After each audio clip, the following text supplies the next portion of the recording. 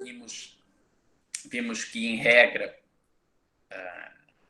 os atos processuais produzem efeitos, mesmo quando os atos processuais tiverem um vício que possa acarretar sua nulidade. Essa nulidade tem que ser reconhecida depois por uma decisão judicial que retire o efeito daquele ato processual. Portanto, os atos processuais que sejam atípicos e que não sejam caracterizadores de mera irregularidade têm que ter reconhecido posteriormente a nulidade para que cesse os efeitos daquele ato. Vimos que as nulidades podem ser graduadas conforme sejam de maior ou menor gravidade, em absolutas e relativas. Eu até disse que prefiro a terminologia insanáveis e sanáveis, porque me parece muito difícil adaptar ao processo penal uma conceituação de violação de atos ou formas que violam o interesse público de um lado ou que violam o interesse privado do outro. Vimos que as nulidades insanáveis ou absolutas podem ser reconhecidas de ofício, não dependem de provocação das partes. E vimos, por outro lado, que as nulidades relativas ou sanáveis, se não forem alegadas pelas partes, não podem ser reconhecidas pelo juiz. Depois analisamos os princípios do prejuízo, princípio da causalidade, e princípio do interesse, este último vinculado somente às nulidades relativas, no sentido de que quem deu causa à nulidade não pode alegá-la, ou que também não se pode alegar uma nulidade que interesse só à parte contrária. E depois começamos a analisar as nulidades combinadas ou previstas no Código de Processo Penal. Vimos as hipóteses de nulidades do inciso 1º do artigo 564, que prevê a nulidade no caso de incompetência ou no caso de suspeição do magistrado. Se eu não estiver errado, creio que foi nesse ponto que nós havíamos terminado. Deixa eu ver para quem estiver acompanhando aí nos slides.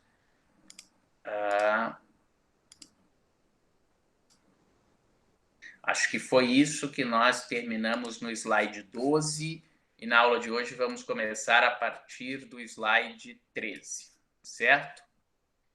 Me ouvem bem? O volume está bom? Acho que está. Ok. Bom, então vamos lá. O inciso 2º do artigo 564 prevê a nulidade por ilegitimidade de partes, né? Vocês já estudaram sentenças, imagino eu, sentenças que extinguem o processo sem resolução do mérito. Nós vimos, quando estudamos ação penal, condições da ação penal, que a legitimidade de partes é uma das condições da ação, que eu preciso tanto da legitimidade ativa, que em regra é do Ministério Público, quanto da legitimidade passiva, que é o Ministério Público ou o querelante atribuírem o fato criminoso a quem o praticou. E o Código trata esta nulidade, ou melhor, este vício da ilegitimidade de parte, como uma causa de nulidade. Talvez por uma falta de sistematização melhor do Código, porque o problema não é propriamente de nulidade. Quando nós pensamos em nulidade, nós pensamos num ato que deveria ser típico, praticado conforme o modelo, e este ato foi praticado em desconformidade com o modelo. E essa desconformidade causou um prejuízo. E, portanto, é preciso refazer, praticar novamente aquele ato de maneira válida para que o processo possa prosseguir validamente e chegar a um resultado, a um julgamento de mérito.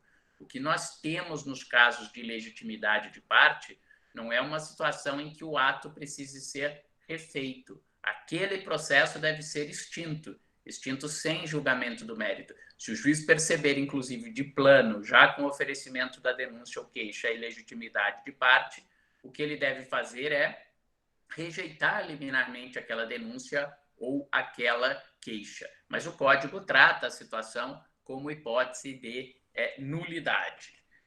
A única observação a fazer nesse ponto é que a legitimidade de parte ou legitimidade para a causa, né, é uma condição da ação, mas parte da doutrina diz que esta hipótese de nulidade também se estende para a ilegitimidade não da parte para a ação, mas também da ilegitimidade para o processo, né? Se vocês lembrarem, eu tenho que ter legitimidade ou capacidade processual. Por exemplo, um menor de 18 anos que seja vítima de um crime contra a honra. Se ele propuser com 16 anos uma queixa-crime em nome próprio, ele tem legitimidade de parte?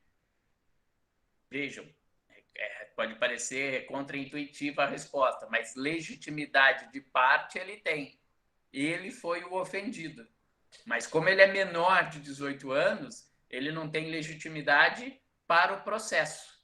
Então, essa queixa vai ter que ser proposta em nome dele, menor, Joãozinho Júnior, representado pelo seu pai, o senhor João. Ou seja, ele é o Joãozinho é que foi ofendido, mas quem pode estar no processo é o pai dele. A doutrina entende que esta hipótese de nulidade também se aplica para o caso de legitimidade para o processo. E alguns chegam até a afirmar que esta hipótese de legitimidade se aplicaria também para a falta de capacidade, né, postulatória, o que é algo meio cerebrino no processo penal, né? Porque na ação penal pública, o Ministério Público, obviamente, tem capacidade postulatória.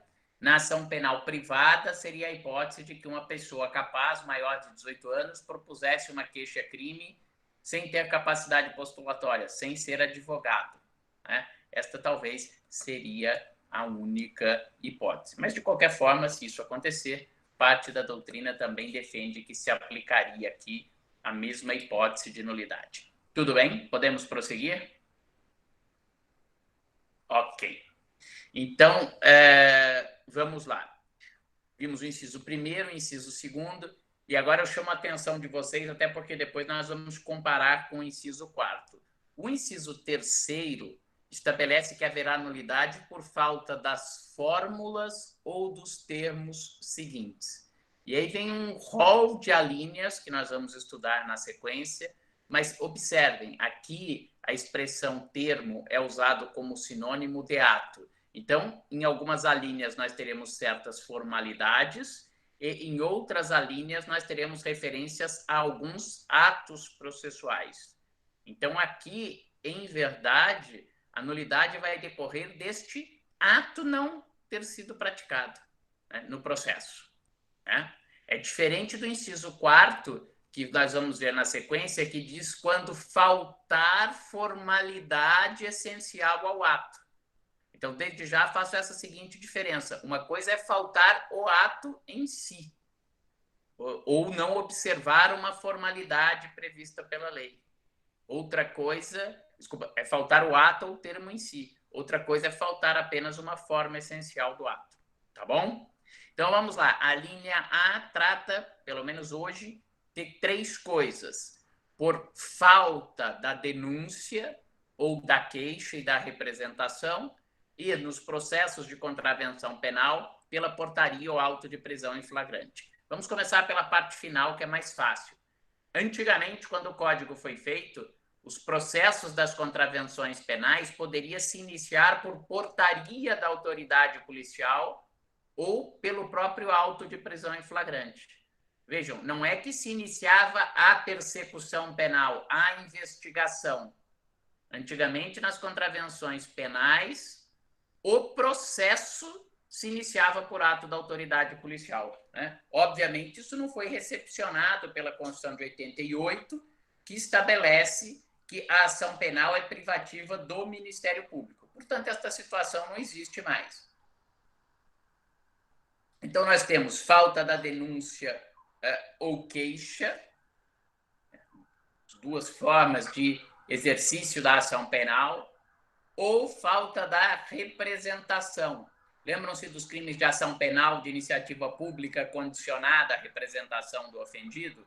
Aqui o que falta é a representação. O Ministério Público pode até ter denunciado. Então, vamos imaginar hoje um caso de estelionato contra particulares, que é crime de ação penal pública condicionada. Uma coisa é, não há denúncia. Outra coisa é, o particular não representou, mas mesmo assim o Ministério Público denuncia. Os dois fenômenos estão abarcados aqui. Só chama atenção que, na verdade, se nós formos pensar numa falta de denúncia ou de queixa na ação penal privada, o problema também não é propriamente de nulidade, é de inexistência do próprio processo, não há o ato postulatório. Né? Se vocês forem lembrar lá de teoria geral do processo, quando estudaram pressupostos processuais, vocês viram que aquela visão mais restrita de pressupostos de existência do processo, que haja a formulação de um pedido, é pressuposto de existência do processo. Então, aqui, imagine que falte a denúncia. Né? Seria um exemplo quase que cerebrino. Um juiz chega e inicia um processo, fala, oh, eu acho que esse fulano é culpado de alguma coisa, cite-se o fulano. Isso seria um caso de falta de denúncia. Né? Nesta hipótese de falta de denúncia, obviamente que o vício é mais grave do que a mera nulidade. Haveria nulidade se eu tiver uma denúncia, né, sem um elemento fundamental da denúncia. Né? Neste caso, tem uma denúncia que não descreve o fato criminoso. E nós vimos que esta denúncia é inepta, artigo 41 do Código de Processo Penal, e aí será o caso de nulidade. Tá bom?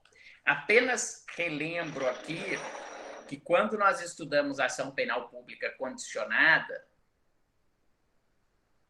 se eu não estiver enganado, talvez essa aula pode ser que tenha sido até o Andrei que tenha dado essa aula para eles. Eu me recordo que uma das aulas de ação penal eu não pude dar.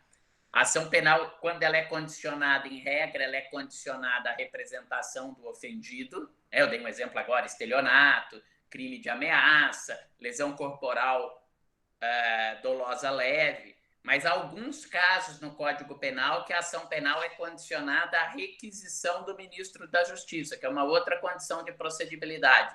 Não sei se vocês se recordam, os crimes contra a honra praticados ou contra o presidente da República ou contra chefe de Estado estrangeiro depende de requisição do ministro da Justiça. Também no caso daquela hipótese de extraterritorialidade, que depende do ingresso do agente no território nacional, também é condicionada à requisição do ministro da Justiça. Então, embora o Código aqui somente se refira que haverá nulidade do processo por falta da representação, né, a requisição do ministro da Justiça é equivalente à representação, não é exatamente a mesma coisa, mas exerce a mesma função de ser uma condição de procedibilidade. Então, esta nulidade também se aplica no caso de falta de requisição do ministro da Justiça. Vejam que, até agora, praticamente todas as alíneas e mesmo as hipóteses anteriores que a gente falou sempre tem um problema. Vejam como a falta de sistematização do código acaba levando a uma série de problemas por consequência no capítulo das nulidades. A linha B não é diferente. A linha B prevê que haverá nulidade do processo por falta do exame de corpo de delito nos crimes que deixam vestígio, ressalvado o disposto no artigo 167. Nós estudamos, ainda que rapidamente, quando nós vimos teoria geral da prova, que o Código tem algumas regras que limitam o livre convencimento do julgador. E uma delas é esta regra.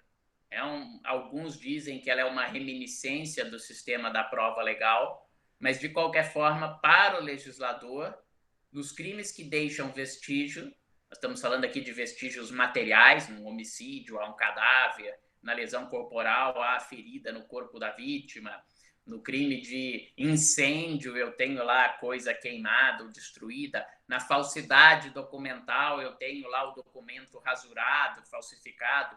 O Código diz que a prova da materialidade se fará através de exame pericial, não podendo supri-la a confissão do acusado. Então, aqui o legislador impõe um meio de prova para a comprovação da materialidade delitiva, para a demonstração da materialidade delitiva. E aqui, novamente, o Código se equivoca ao dizer que, se faltar o exame de corpo de delito, haverá nulidade processual. Na verdade, se o exame de corpo de delito é o único meio de provar a materialidade delitiva, e se para eu condenar alguém eu preciso de prova da materialidade delitiva, a consequência que haverá da falta do exame de corpo de delito não é a nulidade do processo, é a absolvição do acusado por insuficiência de prova, né? Até porque, vejam, se faltar exame de corpo de delito, né, não há uma nulidade, há uma falta de prova. É como se eu dissesse o seguinte: faltou demonstração de autoria. O doutor Andrei denunciou alguém lá, um empresário, por crime contra o sistema financeiro nacional. Ele era um dos diretores da empresa, mas a instrução vai lá e demonstra que naquele ato concreto ele não participou, ele não sabia, foi tomada numa reunião de conselho da qual ele não participou. Eu vou dizer, esse processo é nulo porque o Ministério Público não provou a autoria delitiva? Eu vou dizer, não. Esse processo ele é válido e com relação a quem a autoria está provada, eu condeno; com relação a quem a autoria não está demonstrada, eu absolvo. Então, aqui, na verdade, o Código trata como hipótese de nulidade uma situação que é uma hipótese de absolvição, né? Talvez a vantagem de tratar isto como nulidade seria pensar que, nos casos em que eu não tenho esse exame de corpo de delito e que é impossível que se realize esse exame de corpo de delito, eu poderia, desde logo, extinguir aquele processo em relação àquela pessoa. Mas ainda assim não seria um problema de nulidade, porque se eu não tenho essa prova, o que eu devo fazer é absolver o acusado. E se eu pensar numa extinção do processo, essa absolvição seria uma extinção que julga o mérito e faz coisa julgada material. Se eu extinguir o processo como se fosse por uma nulidade, seria um vício processual, e isso não impediria a repropositura do processo. Então, me parece também aqui equivocado o legislador. Tudo bem, eu não estou colocando os slides na tela, porque eu já passei a vocês, e eu estou só lendo, e eu estou lendo os dispositivos legais, mas se alguém tiver com o celular ou tiver com alguma dificuldade de acompanhar, por favor, escreva aí ou me avise, eu abro o microfone, fale, e eu passo a colocar os slides na tela.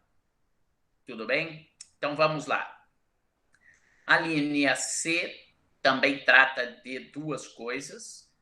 Na primeira parte, a nomeação do defensor ao réu presente, que o não tiver, ou ao ausente. E a segunda parte, e curador ao menor de 21 anos. Né? Então, vamos lá. Primeira parte, nomeação de defensor. Né? Quando o réu fala réu presente ou ausente, né? O presente é o que foi citado e está presente ao processo, e o ausente é o que não foi encontrado para ser citado. Né? Apenas uma observação. Aqui nós vimos, quando estudamos citação, que se o réu for citado por edital, não comparecer nem constituir defensor, o processo vai ficar suspenso. Né? Então, aqui nós não temos a possibilidade de nulidade por não nomeação do defensor ao réu ausente citado por edital. A hipótese vai ser de suspensão do processo. Mas nós vimos também, quando estudamos sujeitos processuais, que o Código diz que nenhum acusado, ainda que ausente ou foragido, será processado sem um defensor. Por que isto? Para assegurar uma paridade de armas. Então, se eu tiver alguém sendo denunciado sem defensor, este processo será nulo. Aqui sim, efetivamente, uma hipótese de nulidade processual. Aqui o vício é de nulidade. Vocês podem dizer, mas isso não acontece, é muito difícil. É claro que talvez, se nós pensarmos num processo lá da época do Código, na década de 40, o Ministério Público denuncia o fulano de tal por um furto de galinha no terreno da casa da pessoa, um crime, um réu, isso é muito difícil. Mas hoje, quando nós temos esses processos com denúncias enormes, 20 réus, 25 réus, vários crimes imputados, entra um defensor, sai outro, troca de advogado, às vezes isso acontece. E eu vou dar um exemplo para vocês sintomático. Nós tivemos o processo do Mensalão, que foi um processo famosíssimo, que transcorreu perante o Supremo Tribunal Federal. Né? A princípio, ele tinha 40 réus, Quando o processo chegou à sessão de julgamento, ele chegou com 38 réus, porque um tinha falecido e outro tinha feito a suspensão condicional do processo. E no momento da sessão de julgamento, vejam, num processo perante o plenário do Supremo Tribunal Federal, nas vésperas do julgamento, se percebeu que um dos 38 acusados permaneceu um longo tempo do processo sem defensor. O defensor dele tinha renunciado, não se percebeu que ele estava sem defensor e vários atos processuais foram praticados sem que ele tivesse defensor. Aí o Supremo acabou, naquele caso, dando uma solução meio mandrake lá e desmembrou o processo em relação a ele para não impedir a sessão de julgamento de todos e depois o processo teve seguimento em primeiro grau só em relação a eles. Então, nesses casos com vários acusados, etc., às vezes isto acontece, tá bom? Com relação à nomeação de curador, é algo que hoje também não se tem feito mais. Vocês sabem que no Código de Processo Penal, e nós vimos isso, normalmente há referência ao acusado menor, ao réu menor. Né? Obviamente não é o menor de 18 anos, porque se ele for menor de 18 anos, ele não pratica crime, pratica ato infracional. Quando o Código se refere ao acusado menor, réu menor, é maior de 18 anos e menor de 21 anos. O legislador parte da premissa que a pessoa ainda está com a formação da sua personalidade, ainda ele já é imputável penalmente, mas justamente por isso ele aplica algumas benesses, como, por exemplo, a prescrição contar pela metade e previa a nomeação de um curador.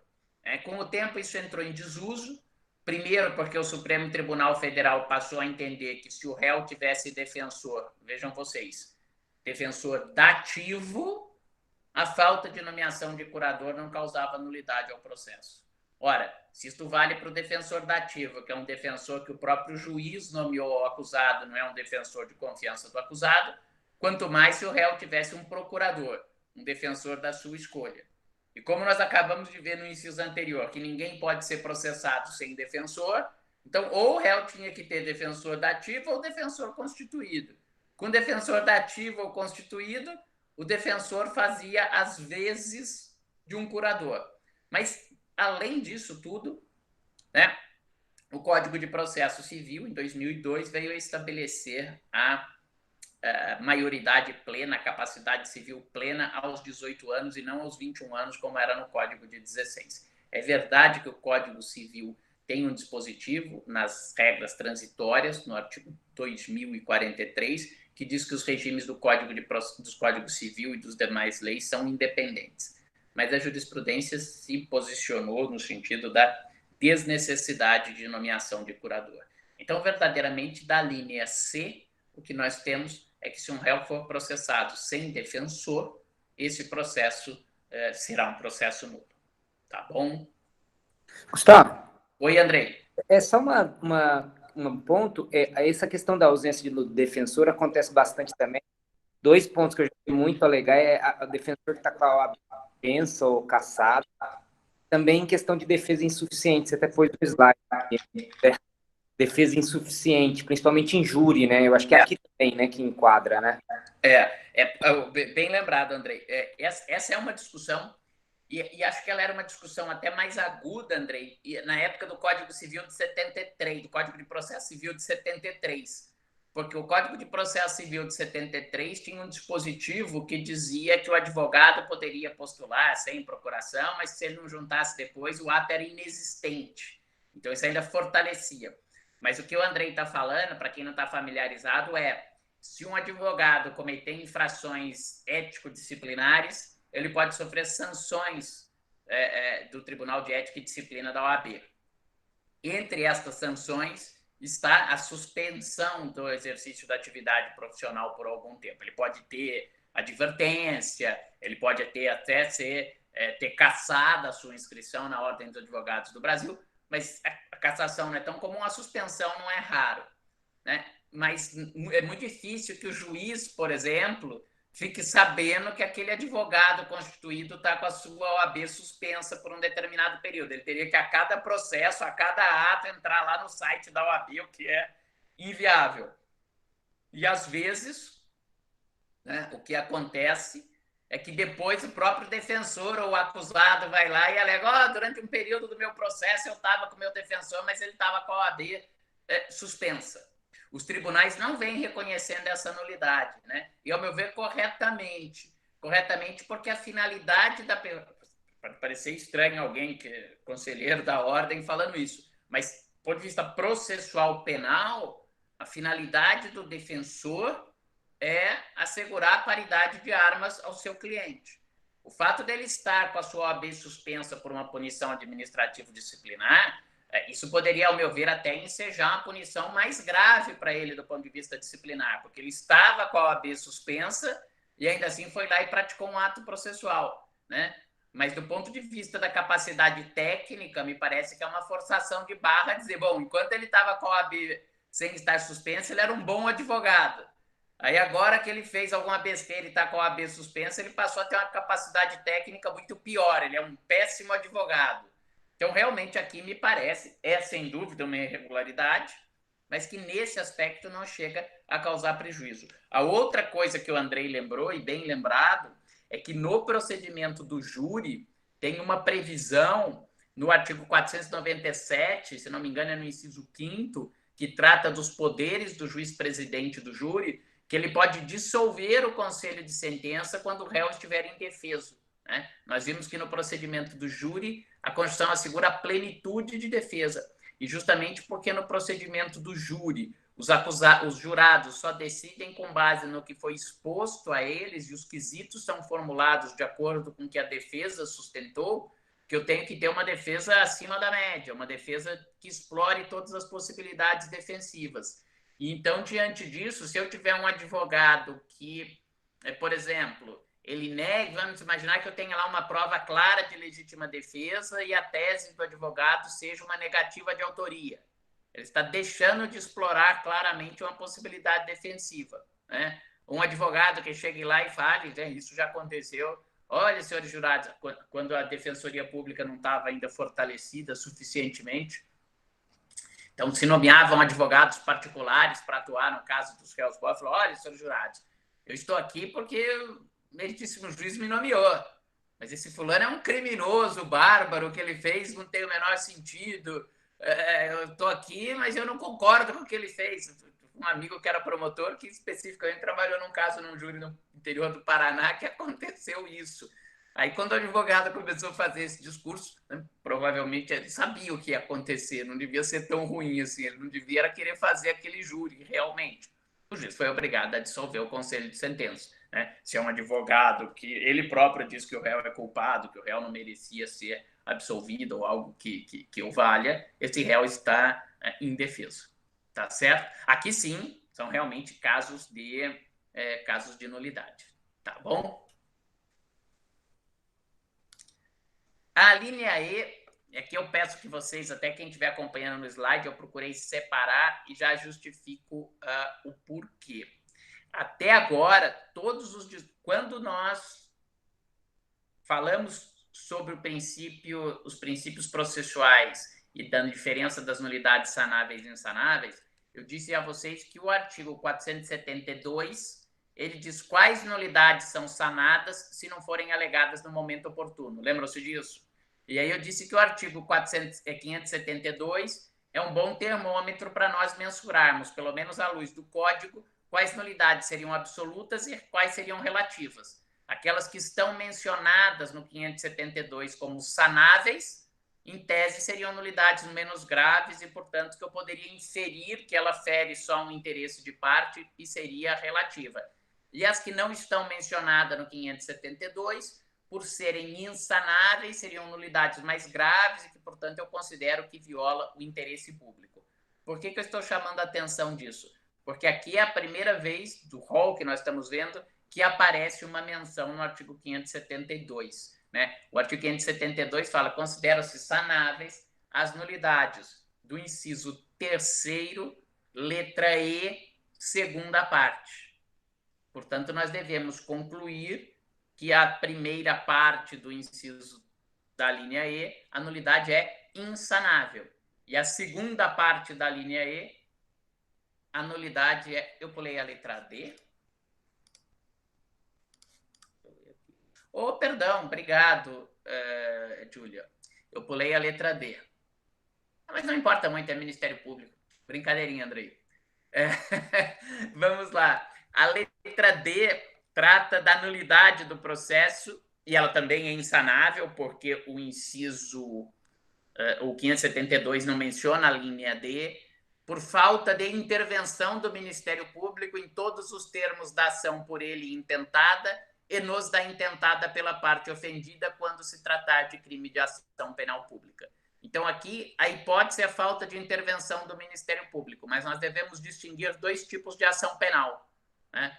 O Código fala que haverá nulidade por falta de intervenção do Ministério Público nas ações penais por ele intentada. O Ministério Público intenta ação nos casos que ele oferece denúncia, crimes de ação penal pública chamada incondicionada ou condicionada. Mas aí continua a linha de e nos intentada pela parte ofendida quando se tratar de crime de ação penal pública. Em que hipótese eu tenho uma ação penal intentada pela parte ofendida, portanto, mediante queixa, num crime de ação penal pública? Lembram-se quando nós estudamos a ação penal privada? Existe uma modalidade de ação penal privada, que é a chamada ação penal privada subsidiária, quando o crime é de ação penal pública, mas o Ministério Público deixa de oferecer denúncia no prazo legal. Nesta situação, eu abro a oportunidade para o ofendido para que ele possa oferecer queixa. Mas nós dissemos, ontologicamente, essa é uma ação penal pública. O Ministério Público é parte nessa ação e, inclusive, se o ofendido deixar de dar prosseguimento à ação penal, o Ministério Público retoma essa ação penal na condição de parte principal. E aqui há uma diferença para as ações penais privadas verdadeiramente privadas. O Ministério Público também intervém nas ações penais privadas. Mas nas ações penais privadas verdadeiramente privadas, imaginem, por exemplo, uma queixa-crime por injúria. A parte principal é o querelante e o Ministério Público é um interveniente. Na ação penal privada subsidiária, embora a parte principal seja o querelante, o Ministério Público pode a qualquer momento retomar a ação penal, o que não acontece nas ações penais privadas, verdadeiramente privadas, exclusivamente privadas.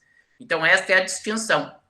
Se o Ministério Público não intervier em todos os atos dos processos de ação penal pública ou nos atos de ação penal privada subsidiária, haverá nulidade e nulidade absoluta. Obviamente, em relação àquele ato que ele não participou. Então, vamos imaginar, o Ministério Público oferece denúncia, o réu apresenta a resposta, o Ministério Público se manifesta sobre a resposta, mas eu tenho uma audiência para ouvir uma testemunha que não tem representante do Ministério Público, este ato, esta audiência, será uma audiência nula. Eu não vou anular todo o processo, eu vou anular este ato que o representante do Ministério Público tinha que estar presente e não estava.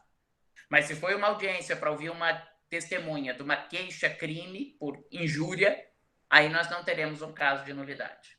Hoje eu acho que menos, mas para ser sincero para vocês, verdadeiramente, em muitos casos, principalmente quando era precatório, às vezes o Ministério Público não participava da audiência. Hoje isso é menos comum, né? Mas antigamente isso acontecia com bastante frequência, né? Eu já participei de audiência em que o Ministério Público não estava presente há bastante tempo, e lá para ouvir testemunha, né? Tinha pouco promotor na comarca, alguma coisa assim, e no final constava algo do tipo: dada a palavra ao representante do Ministério Público, nada foi perguntado à testemunha, e depois o representante do Ministério Público passava lá e só assinava aquela oitiva. Tecnicamente, esse seria um ato nulo. Tá bom? Explicado até aqui? Então, agora vamos para a linha E. Por que eu estava chamando a atenção dessa segunda parte da linha E? Porque me parece, e eu confesso a vocês que não consigo ler diferente, que lendo a linha E, eu vejo nela três partes. A linha E é a citação do réu para ver se processar, vírgula, o seu interrogatório quando presente e os prazos concedidos à acusação e à defesa. Então, citação do réu, o seu interrogatório e os prazos concedidos à acusação e defesa. Por que eu destaco isso? Porque se eu entender que esse dispositivo tem 3 partes, a segunda parte, que seria da nulidade sanável, é o interrogatório, a falta de interrogatório do acusado.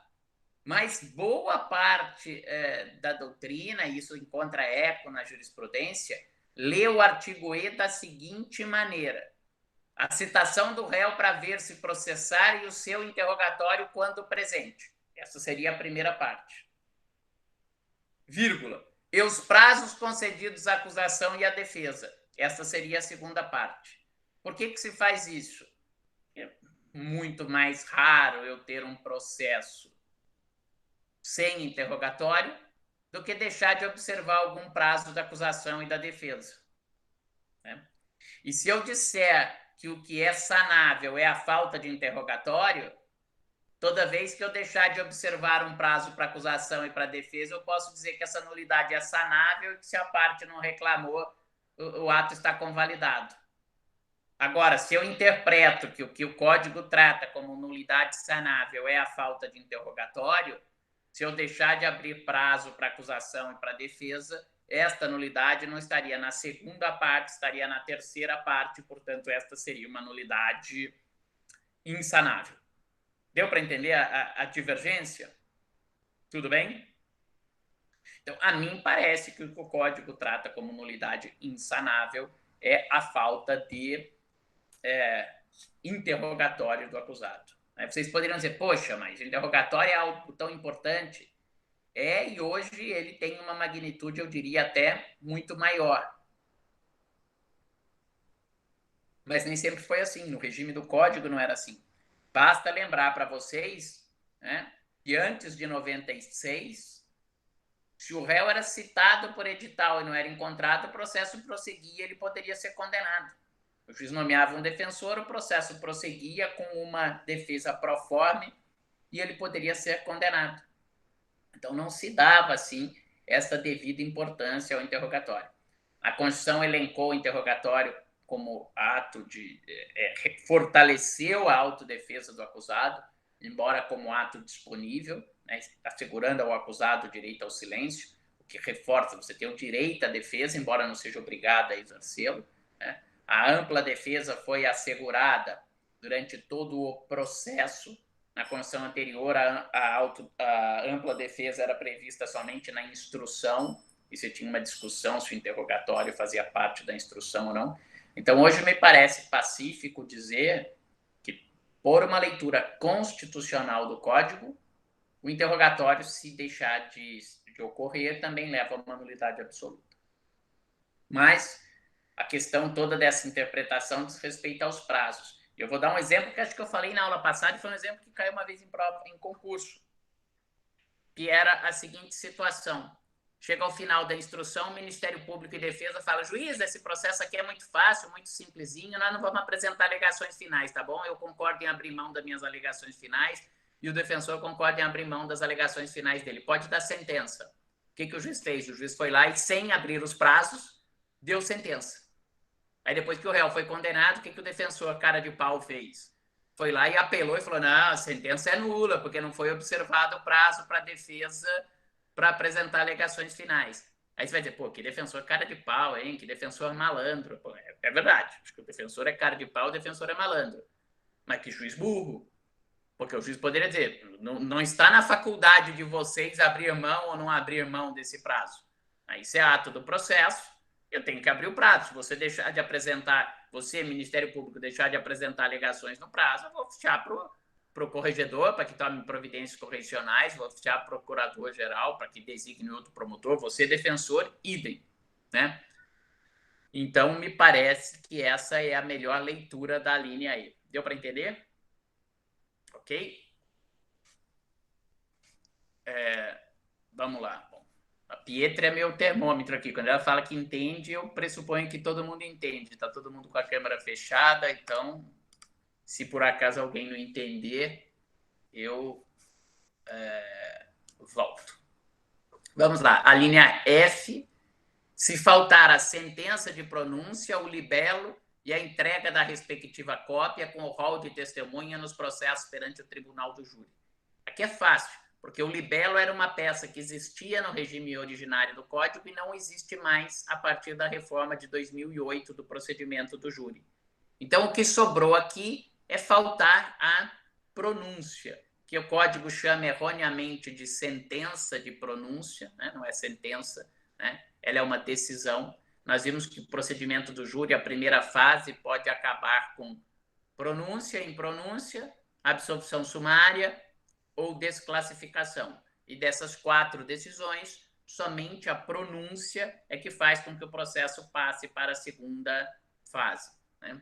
Aqui me parece também um exemplo um pouco cerebrino, pensar que o juiz não pronunciou o acusado e o processo foi para a segunda fase, mas, na verdade, se isso acontecer, há a nulidade da pronúncia e, pelo princípio da causalidade ou consequencialidade, como nós vimos na aula passada, toda a sessão de julgamento que venha se desenvolver depois será uma sessão nula, tá bom? Eu já vi acontecer outras coisas em julgamento do júri, mas júri com falta de pronúncia, não. O que às vezes a gente pode ter é uma falta de correlação, né? Uma falta parcial de pronúncia, né? Vamos imaginar que o juiz tenha pronunciado o acusado por homicídio simples. Aí eu vou para a sessão de julgamento e chega na sessão de julgamento, o juiz faz um quesito sobre uma qualificadora que não estava na pronúncia, né? Aí eu vou poder dizer, olha, não tem pronúncia quanto à qualificadora. Então, nessa parte ou nesse quesito, houve nulidade. Mas imaginar um júri sem pronúncia me parece algo muito difícil. Até porque nós vimos que o Código diz que depois o juiz entregará para os jurados, logo depois de prestar o juramento, cópia da pronúncia, etc. Me parece uma hipótese difícil de ocorrer. A letra G estabelece que haverá nulidade, e aqui também nós temos... e aqui nós temos uma outra hipótese de nulidade sanável, porque está mencionada no rol do artigo 572. Letra G, se faltar a intimação do réu para a sessão de julgamento pelo tribunal do júri, quando a lei não permitir o julgamento à revelia. E aqui, então, qual é a situação? Então, o réu foi pronunciado, houve requerimento da acusação, houve requerimento da defesa, o juiz designou a audiência, né? E aí o réu não foi intimado para comparecer ao júri. Aqui a reforma de 2008 também provocou uma mudança. Originariamente o Código permitia que o júri se realizasse sem a presença do acusado somente nos crimes afiançáveis, né? O que era muito raro.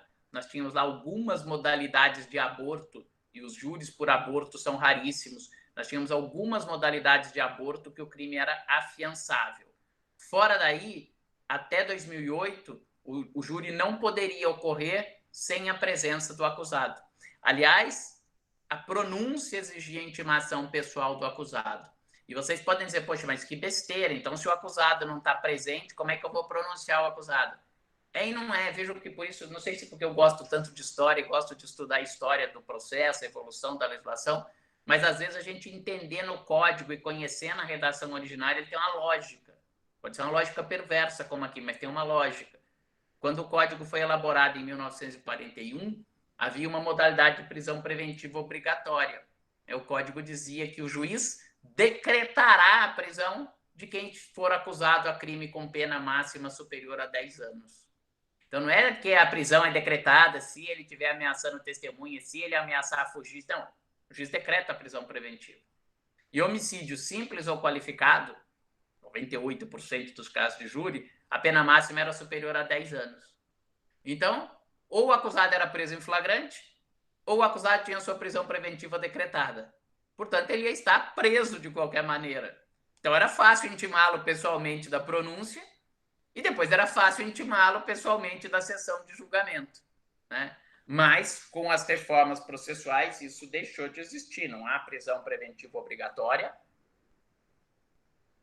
E com a reforma de 2008, é possível que o acusado deixe de comparecer à sessão de julgamento, né? Como uma manifestação do seu direito à autodefesa. É possível, mas não é bom, né? Persuasivamente, você ter um banco dos réus vazio lá é algo terrível. Eu fiz um júri uma vez assim, e ainda assim eu falei, vai dar problema, os jurados vão perguntar, mas a ré tinha sofrido, era um processo, de fato, de mais de 20 anos, não estava prescrito pela interrupção, e a ré tinha sofrido um AVC dias antes do júri, né? A filha até falou que provavelmente pelo nervosismo, por toda, já era mais idosa, e aí ela não compareceu. Como ela estava solta, o júri podia se realizar, né? Mas eu até pedi para a filha dela, olha, me arrume um atestado médico e tal, e, bom, aí júri é júri, né? Me arrume uma foto dela também, lá na cama, entubada e tal. E aí não teve dúvida, quando começou o júri, um jurado pediu uma explicação para o juiz se a ré estava presa ou não. Vejam como no júri as questões persuasivas são relevantes. Provavelmente, se ela tivesse presa cautelarmente, o juiz dissesse que estava presa, essa pergunta já subliminarmente trazia uma ideia, pô, se ela está presa, ela deve ser culpada, né? Aí o juiz disse que não, que ela respondeu ao processo em liberdade. Aí o juiz explicou que tinha sido juntado pela defesa antes um atestado médico dizendo, né? E aí nós vimos na aula passada não, na aula de júri, foi até questão da prova, a questão da juntada do documento com menos de 3 dias úteis, né? Aí essa foto eu só tinha na véspera da sessão de julgamento. Mas eu falei para o juiz presidente, eu falei, olha, ela sofreu esse AVC, já que o jurado está pedindo uma explicação, eu tenho aqui uma foto da ré para provar que isso aconteceu, além do atestado médico, para mostrar o estado que ela estava ontem, antes do júri, e ela não tinha condição de comparecer à sessão de julgamento, né? Falei, é claro que eu não posso exibir a foto, porque o doutor promotor sabe que eu não juntei com 3 dias de antecedência, mas ele que está interessado aqui na descoberta da verdade, tudo, concordar, eu posso exibir. Você deixa sempre o promotor numa situação meio difícil de sair dessa, né? Aí ele falou, não, pode exibir e tal. Aí quando foi exibida a foto dela lá, os jurados ficaram todos meio consternados. No final o promotor pediu absolvição, também se ele não pedisse absolvição ia ser uma barbada o júri. Depois daquela foto não precisava falar muita coisa, né? Por isso que eu não vou muito com a cara do júri, não sei se aquilo lá, não sei não, acho que aquilo lá não serve para fazer justiça. Mas vamos lá, voltando ao nosso assunto aqui, a linha H, se faltar a intimação das testemunhas arroladas no libelo e na contrariedade, hoje não tem libelo e contrariedade, mas o artigo 422 diz que as partes são intimadas para requerer diligências probatórias, inclusive rol de testemunhas, nos termos estabelecidos pela lei. Né? Tanto a linha G quanto a linha H estão arroladas como causas de nulidade relativas, né? pelo artigo 572. Mas a mim parece que nas duas situações eu violo garantia constitucional, é isso que a Pietra está perguntando, já falo também do inciso anterior, né? Se não houver intimação. Veja, o réu pode deixar de comparecer à sessão de julgamento.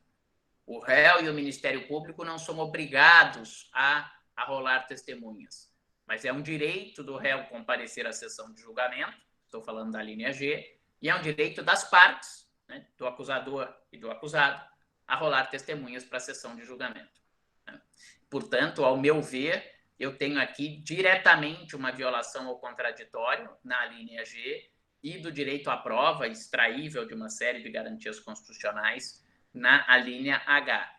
Ao meu sentir, e talvez isso seja fruto da minha postura que eu mencionei a vocês na aula passada, de dificilmente conseguir enxergar regras processuais que atendam ao interesse exclusivo da parte, né? E não de uma correta prestação jurisdicional. A mim, todo o processo penal, a necessidade de que se observe um devido processo legal, serve para legitimar o exercício do poder de punir estatal. Portanto, qualquer regra que seja violada, eu, pelo menos, tenho dificuldade de ver na violação dessa regra uma lesão a um interesse exclusivamente da parte. Portanto, para mim, aqui as duas nulidades são absolutas. É claro que na linha G a menção é exclusivamente ao réu, mas na linha H é o direito à prova de ambas as partes. Aqui só lembro a vocês que quando nós vimos intimação de testemunha para a sessão de julgamento, nós vimos que o código diz que não pode ser realizado júri quando quando a testemunha tenha sido arrolada pela parte dizendo que não prescinde do seu depoimento. Lembram-se disso? Então, eu disse a vocês uma dica: sempre quando forem arrolar testemunhas no júri, mesmo que não o seja, coloquem lá: vem requerer a intimação das testemunhas do rol abaixo, vírgula, em caráter de imprescindibilidade. Basta que você coloque isso dizendo que você não prescinde do depoimento daquela testemunha na sessão de julgamento, que caso ela tenha sido intimada e não compareça, o júri pode se realizar. Vejam que agora nós vivemos uma situação, ao meu ver, praticamente surreal. Ontem participava de um evento da Escola Paulista da Magistratura sobre Tribunal do Júri, e agora, no período da pandemia, o Conselho Nacional de Justiça está para editar uma resolução, para aprovar uma resolução tratando de um júri semipresencial, com uma série de práticas de atos virtuais. Já há uma resolução do CNJ que disciplina a oitiva de testemunhas durante o período da pandemia. E agora as testemunhas podem ser ouvidas remotamente, até aí tudo bem. São Paulo já tinha um provimento do Conselho Superior da Magistratura de 2019 até prevendo que, em regra, para usar a videoconferência no caso de cartas precatórias, o que também me parece razoável, é melhor ouvi-las por videoconferência. Mas agora o provimento do CNJ estabelece que a testemunha, quando for intimada, ela diz se ela tem meios tecnológicos, e ela é ouvida com o seu próprio celular ou do seu próprio computador na sua casa. E na sua casa ou onde quer que ela esteja, né? Pode estar no Starbucks também, pode estar onde ela tiver uma conexão, justamente por causa da pandemia. O que me parece um erro brutal, né? Porque você não tem como controlar o que está na tela. Estou dando aula para vocês e estou aqui aberto na outra metade da tela os slides que eu vou seguindo.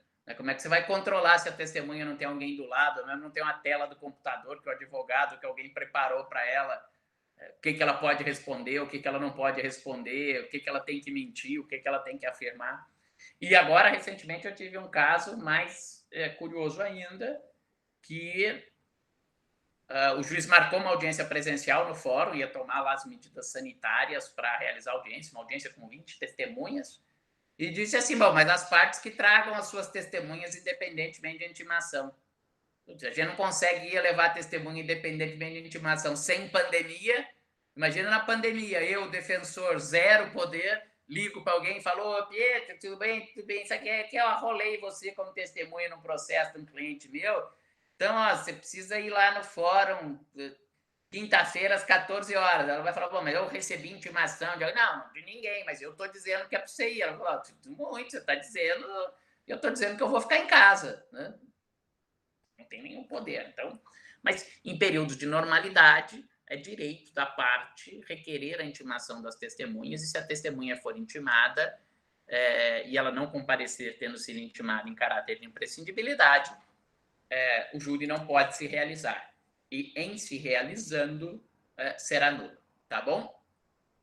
A linha I, presença de pelo menos 15 jurados para a constituição do júri, né? Lembram-se vocês que nós tratamos disso? O Tribunal do Júri é composto por 25 jurados, que são sorteados para as reuniões periódicas da lista geral dos jurados. A cada sessão de julgamento, os 25 devem comparecer para eu sortear os 7 que vão compor o conselho de sentença, né? Mas se eu tiver menos de 15 jurados dos 25, o júri não pode se realizar. Então, nessa hipótese, vamos imaginar que eu tivesse 14 jurados. O juiz faz o sorteio e ainda assim eu obtenho um número legal de 7 jurados, este júri será nulo por não terem sido observados a presença mínima dos 15 jurados. O que é isso no slide que eu coloco aí de empréstimo de jurados, só para lembrar?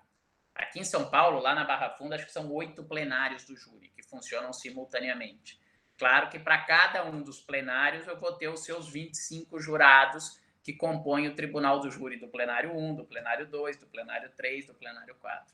Então, às vezes, o que acontecia? No plenário 1 compareceram 18 jurados, beleza, dá para realizar. No plenário 2, que ótimo, vieram os 25, tudo bem. E no plenário 3? Bom, no plenário 3 vieram 14. Aí o juiz-presidente ia lá e falava, putz, mas tá todo mundo aqui acusado, testemunhas, tal, tem um trabalhão para intimar, tal. 14, eu não vou poder realizar o júri, né? Aí vem um espertão e fala, já sei. Vai lá no plenário 2, que tem 25, empresta um jurado dele para cá e a gente... Tudo bem, questão matemática, você vai lá e ele fala, tudo bem, emprestou jurado, é aleatório.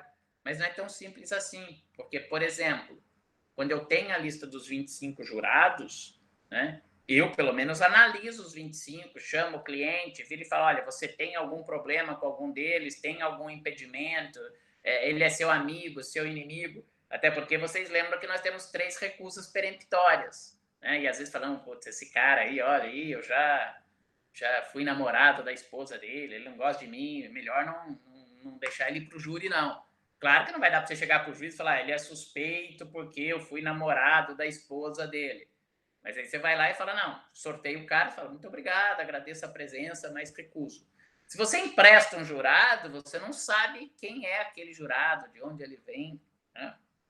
Então, me parece que pode haver aí, sim, um prejuízo, tá bom? A linha J. Você acha que o plenário virtual sem videoconferência viola o princípio da publicidade? Ô, Júlia, eu tenho uma série de objeções a isso. Depois, se vocês quiserem, eu posso até disponibilizar um parecer que eu dei pelo Conselho Federal da Ordem, que foi levado ao CNJ contra a regulamentação do júri, que na verdade não é virtual, é um júri semipresencial, né? O júri seria virtual se acontecesse todo mundo ser um plenário físico. O júri diz que o juiz-presidente tem que estar presente no fórum, defensor e acusado e Ministério Público poderão estar presentes no fórum ou fazer o júri por ambiente virtual, e que os jurados deverão estar presentes. Mas os jurados são sorteados da sua casa e daí eles se dirigem ao fórum. Esse me parece um grande problema, porque não tem como você controlar a incomunicabilidade, que é exatamente o item J, que eu já vou falar. Mas, em relação ao princípio da publicidade, Júlia, o que a resolução estabelece, e aí seria uma forma que eu vejo que, de alguma maneira, isso controlaria ou contornaria o eventual vício, é que é disponibilizado um link. Então, qualquer pessoa pode acompanhar a sessão de julgamento.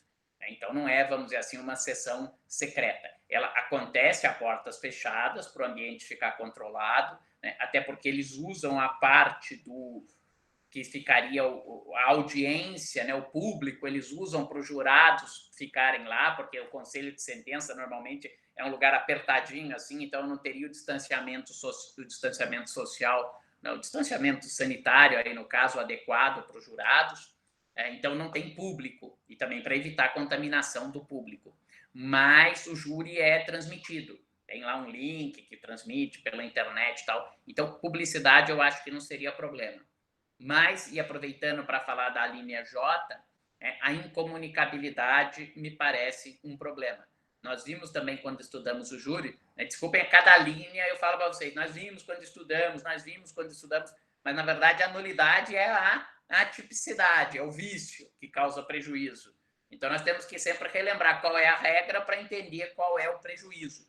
Nós vimos que os jurados, depois de sorteados, os 7 jurados que vão compor o conselho de sentença, eles ficam incomunicáveis, né? Eles ficam incomunicáveis tanto externamente, com relação às outras pessoas, quanto internamente entre eles. Embora a incomunicabilidade interna seja relativa, eles só não podem falar entre eles sobre as causas do processo. E se houver quebra da incomunicabilidade, que na verdade é o que garante que cada jurado decida só de acordo com a sua consciência e não com interferências externas, se houver quebra da incomunicabilidade, este júri será nulo.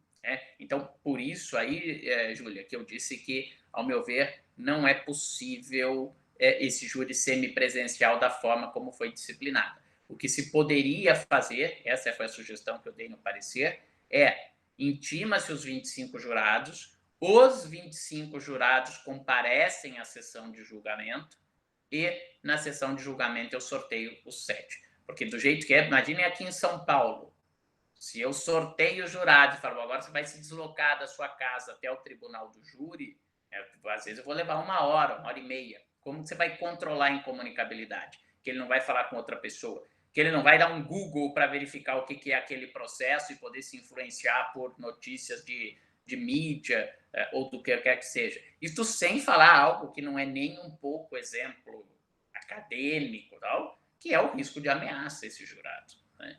Se eu tenho o nome dos 7 jurados que são sorteados, né? Pensem o poder que o crime organizado tem, né? Basta que eu ameace 4 desses 7 jurados que eu determino o resultado daquele julgamento perante o tribunal do júri. Então, isso me parece algo bastante sério. Tá bom? Só um instante. Eu não encontrei o que você procurava no Apple Music.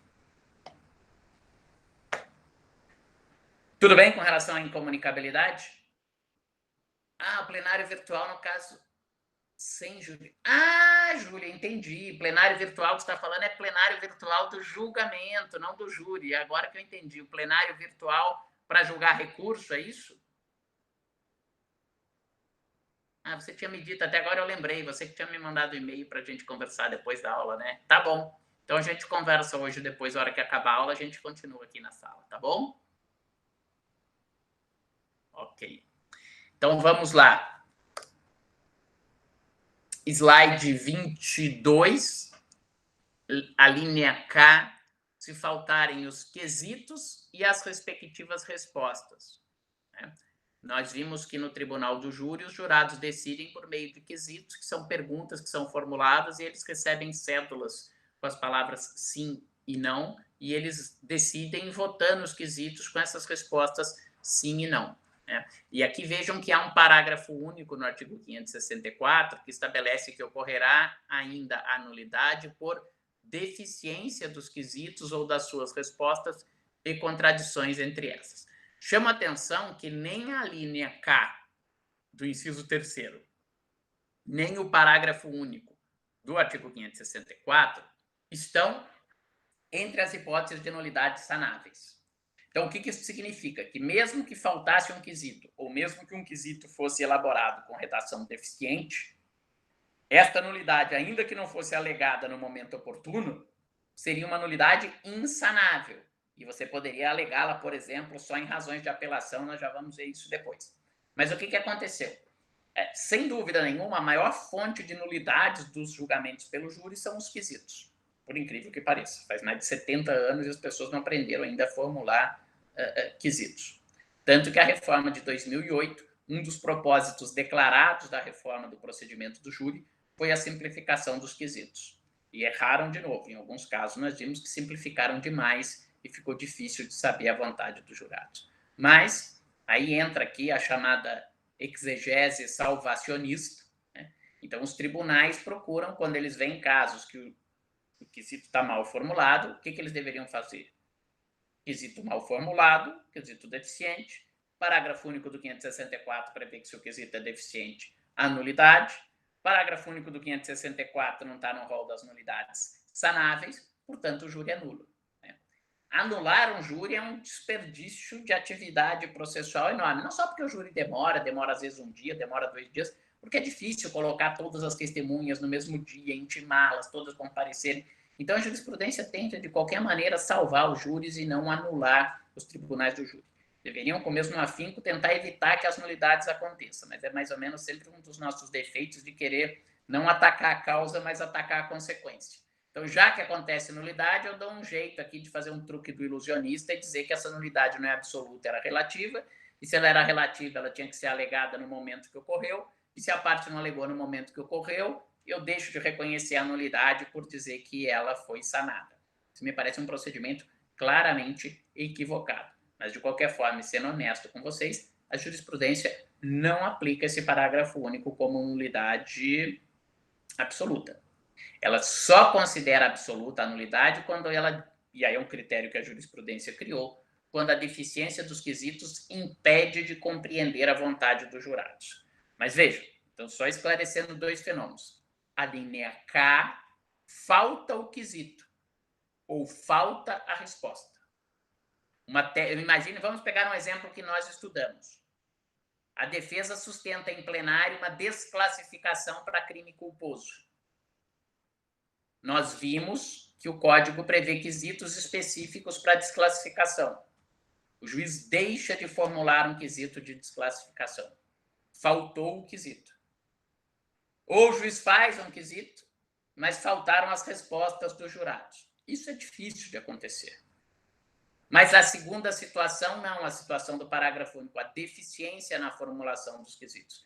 Quesitos mal formulados. Isso acontece com frequência. Lembram-se, por exemplo, que nós dissemos que o código diz que os quesitos têm que ser formulados em proposições positivas. Por que isso? Porque quando eu faço um quesito numa proposição negativa, eu posso confundir a resposta. Eu não sei se eu responder não a um quesito negativo significa que eu estou reforçando a negativa ou não, quase como uma regra matemática equivale a um sim. Então, eu não vou perguntar, não foi o Andrei o autor dos disparos? O quesito tem que ser, o acusado Andrei foi o autor dos disparos? Porque se eu pergunto, não foi o Andrei o autor dos disparos, eu falo, bom, eu acho que foi o Andrei, então como é que eu vou ter que responder isso daqui? Se o quesito está perguntando, não foi ele, eu vou ter que responder sim. Então, sim, eu estou absolvendo porque eu estou concordando que não foi ele, ou como o quesito é não foi ele, se eu responder não, eu estou negando a negação e, portanto, isso significa que eu acho que foi ele. Esse é um exemplo de quesito com a formulação deficiente. Né? Talvez, nesse caso, os tribunais anulassem por dizer que não dá para compreender a vontade do jurado. Mas o tribunal acaba ficando com essa válvula quando não deveria pelo código. Tudo bem? A linha L, se faltar acusação ou defesa na sessão do julgamento. Né? Aqui, de novo, veja, é um exemplo também quase que cerebrino, né? Fazer uma sessão do júri sem acusação e sem defesa. Né? Eu posso ter, normalmente o que eu tenho, são acusações e defesas, né, deficientes. Né? Como eu disse a vocês, o defensor que vai lá tem 2 horas, 1h30 para falar em defesa do acusado, ele se levanta e fala 5 minutos e senta. Quando o promotor passou lá 1h30 analisando a prova, falando tudo e tal. Esta será uma hipótese de ausência de defesa no sentido de defesa suficientemente formulada. Né? Ou promotor. Meu pai foi promotor do júri muito tempo. E ele conta que numa das comarcas do interior que ele estava, tinha um promotor que não gostava de júri. Achava que o júri era errado, não devia ter júri no código. Até eu concordo com ele, se ele era promotor. E aí, quando ele era designado para fazer um júris lá, ou quando ele tinha que fazer um júri, como prazo para os debates, no procedimento, quando os debates são orais, nós estudamos 15 minutos, lembram-se disso? Como ele era contra o júri, o que ele fazia? Quando o juiz do júri dava a palavra para ele falava por 15 minutos. Ele falava, já que eu sou contra o júri, né, eu vou fazer igual eu faria num processo normal. Na época eram 2 horas para a fala da acusação. Antes era 3, depois ficou para 2. E aí teve um advogado na cidade que ficou com a fama de ser um grande tribuno do júri, que absolvia todo mundo. Ele absolvia todo mundo com esse promotor. O promotor ia lá, falava 15 minutos, depois o advogado ia lá, ficava 2 horas falando em cima dos 15 minutos que o promotor falou. Acho que mesmo que ele não tivesse razão, ele acabava convencendo os jurados, nem que fosse pelo cansaço, né? Então, olha, fulano é muito bom de júri, ele consegue absolver todo mundo. Um promotor que fala 15 minutos, ele fala 3 horas, né? Acaba absolvendo mesmo. Tudo bem? A linha M, se faltar sentença. Vejam que aqui nós estamos falando que o ato, né, por falta das fórmulas ou dos seguintes termos, é muito difícil ter uma falta de sentença no processo. Né? Na verdade, se não tem sentença, o processo ainda não acabou, o juiz vai ter que sentenciar. Né? Então, normalmente, nós não estamos falando aqui numa inexistência material da sentença. O que nós podemos ter, né, com alguma frequência, isso acontece, é uma inexistência parcial da sentença. Isso eu já vi acontecer. Né? De novo, esses processos que nós temos hoje, que tem lá 20 acusados, para o acusado A são imputados 7 crimes, para o acusado B são imputados 30 crimes, para o acusado C, 2 crimes. Eu tenho lá 20 acusados com um monte de crime. Né? Às vezes pode acontecer que na hora do juiz dar a sentença, ele deixa de julgar, deixa de formular o julgamento em relação a algum acusado por algum crime que lhe foi imputado. Isso pode acontecer. Mas vejam que nesses casos, ainda que isso aconteça, a hipótese não é de nulidade da sentença, é de inexistência parcial da sentença, né? E aí, seja através de embargos de declaração, seja através de apelação, o que vai ter que ser feito? O tribunal vai ter que baixar o processo para que o juiz complete aquela sentença. Então, ao contrário, a sentença na parte que existe, ela não é nula, ela é válida. O vício da sentença acaba estando, nesse caso, pelo que ficou de fora, pelo que deixou de ser julgado. Tá bom? Obviamente, também aqui, a nulidade, embora o caso não seja de nulidade, não é sanável. A linha N, faltar o recurso de ofício, nos casos em que a lei o tenha admitido. São 3 casos de recurso ex officio no Código de Processo Penal. Nós vamos voltar a tratar disso quando formos estudar recurso.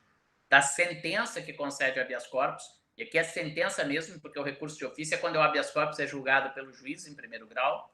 Da absolvição sumária no júri, que a mim já parecia revogada pelo artigo 415, e da concessão de reabilitação na execução penal. Nós vamos voltar a falar disso.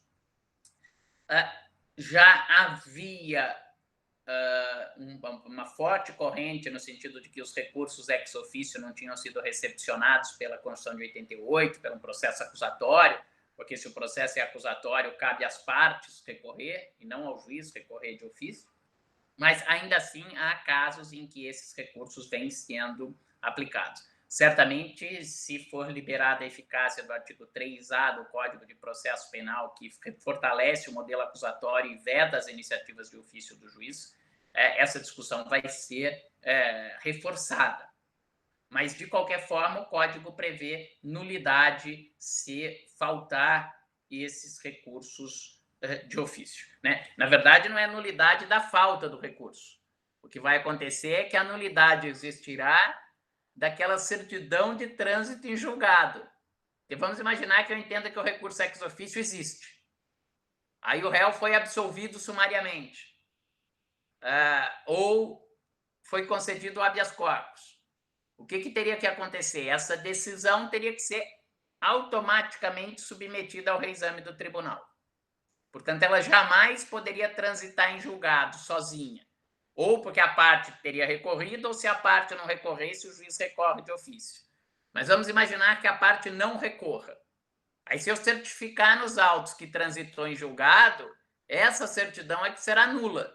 Por quê? Porque a qualquer momento eu vou ter que submeter aquela matéria ao julgamento do tribunal. Então, não é exatamente uma situação de nulidade da ausência do recurso, mas haverá uma nulidade da certidão de trânsito em julgado que venha a ser feita nesse caso.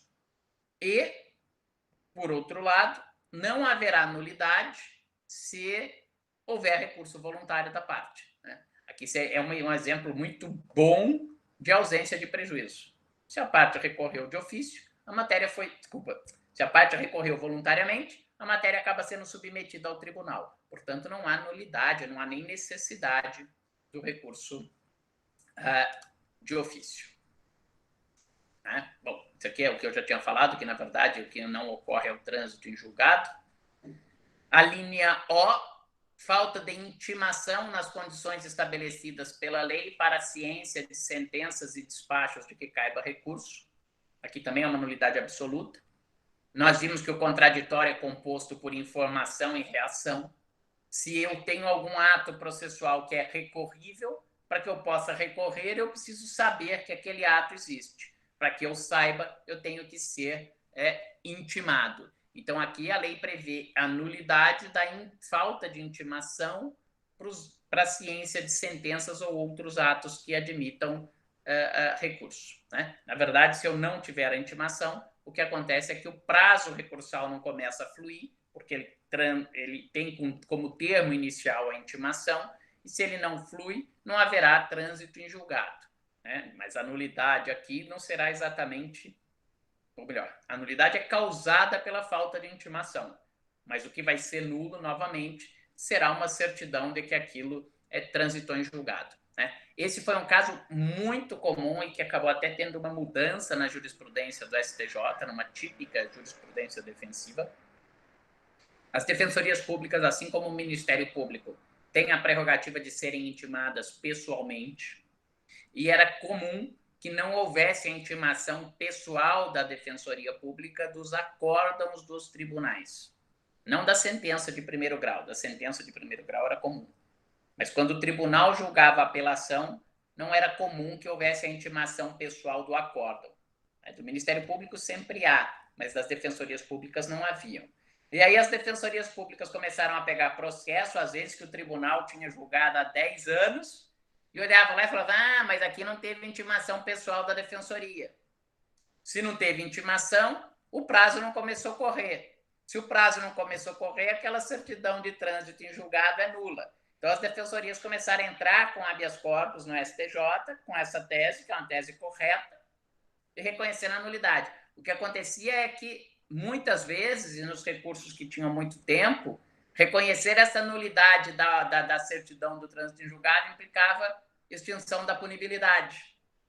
10 anos depois, se você reconhece que não transitou em julgado, você estava com o prazo prescricional em aberto desde a sentença condenatória.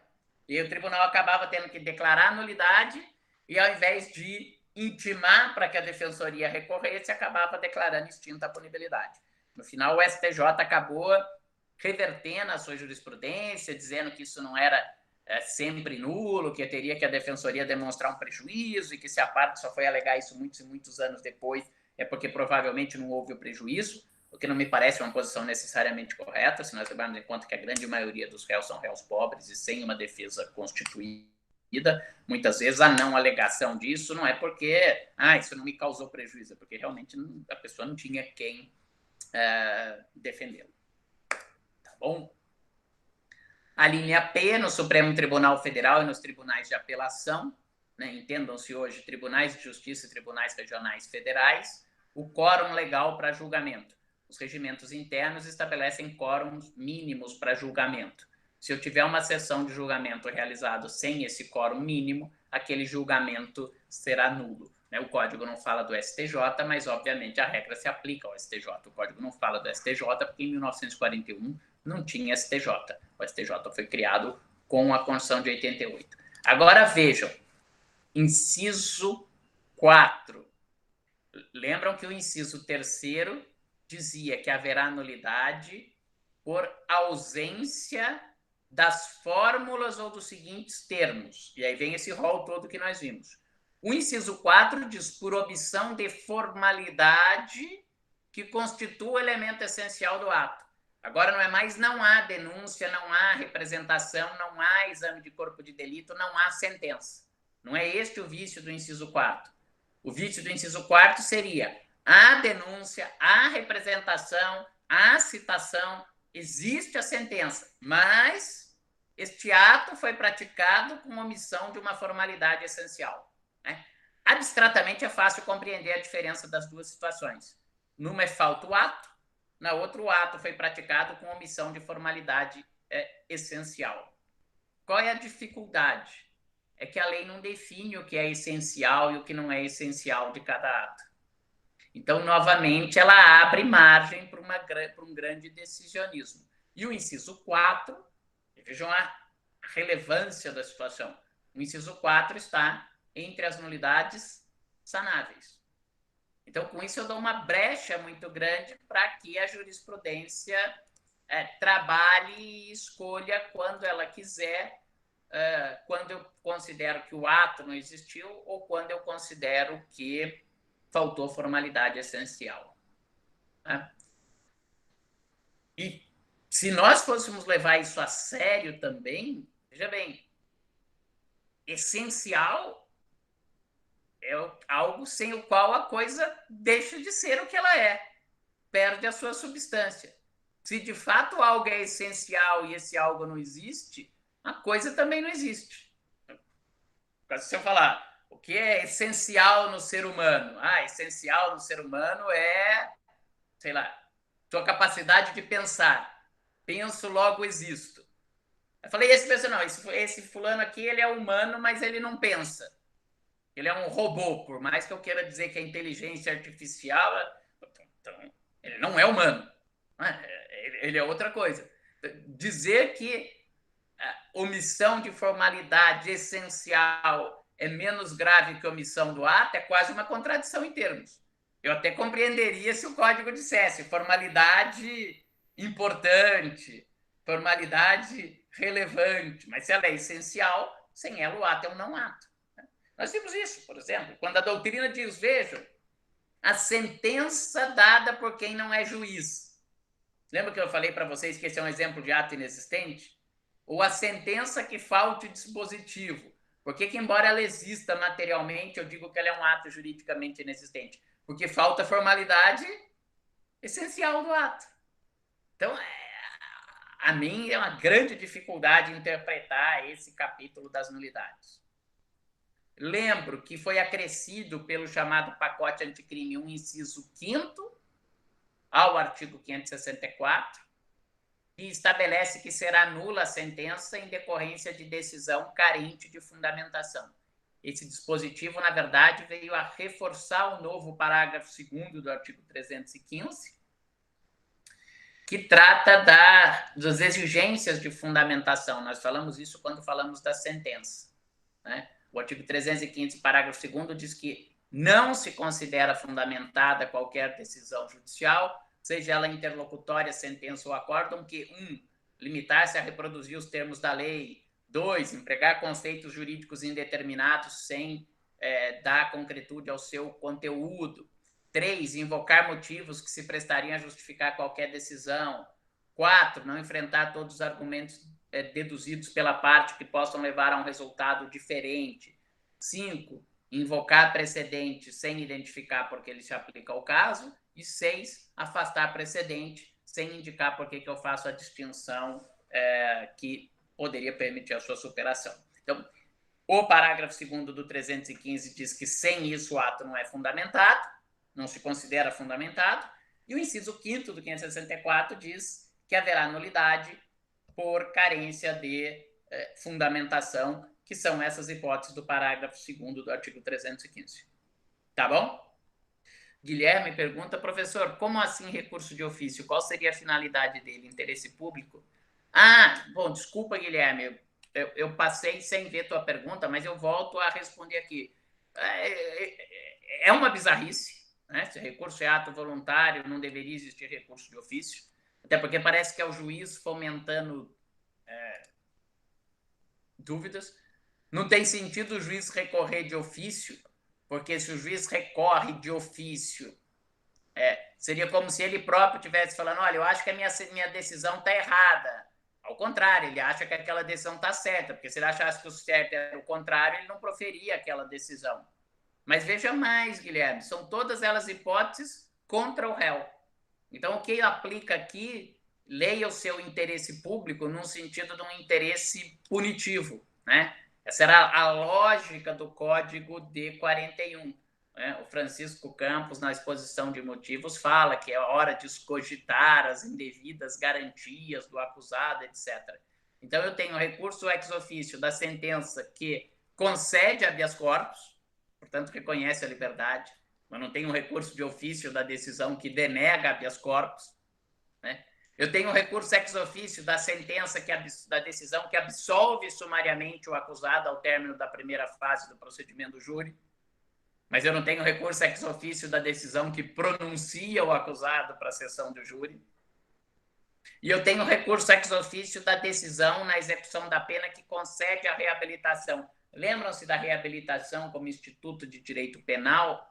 A reabilitação é aquele instituto que diz que se a pessoa é condenada, depois de um período em que ela cumpriu a pena e se ela tiver ocupação lícita, residência, etc., a reabilitação serve para apagar dos registros criminais da pessoa aquela condenação, né? Então, por que a reabilitação? Para, assim, completar estas chances de ressocialização. Senão, fulano vai lá, é condenado, fica lá 10 anos preso, cumpre a sua pena direitinho, sem falta grave, nada, e sai. Aí fala, bom, agora eu vou obter um emprego. Aí a pessoa vai lá e fala, traga sua certidão de antecedentes criminais. Aí ele vai lá e leva a certidão dizendo que ele é um ex-presidiário, ele não vai obter o emprego. Aí o que ele vai fazer?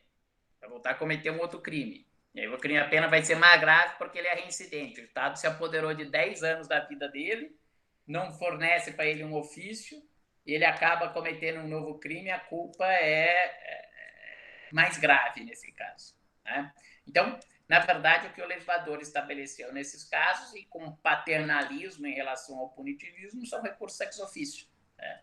Talvez, se a gente fosse muito benevolente, eu poderia imaginar lá atrás, em 41, uma situação em que o Ministério Público, não, já que são recursos todos de decisões pró-réu, que o Ministério Público não tivesse suficientemente estruturado, né, que essa situação... Já até falo da pergunta do Flávio. O Flávio pergunta de uma hipótese que está correta, de recurso ex officio.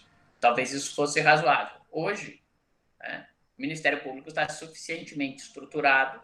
Bom, o juiz concedeu habeas corpus, mas está errado. O doutor Andrei que vai lá e recorra dessa concessão de habeas corpus. O juiz foi lá e absolveu sumariamente. O Ministério Público acha que não é caso de absolvição sumária, ele vai lá e vai apelar da absolvição sumária. O juiz concedeu a reabilitação. O Ministério Público que fala na execução acha que não é caso de reabilitação, recorra, agrave a execução da concessão da reabilitação. Mas não tem sentido realmente o juiz recorrer de ofício. O Flávio pergunta se também não tem previsão do recurso ex officio no caso de arquivamento do inquérito ou de absolvição nos crimes contra a economia popular e a saúde pública.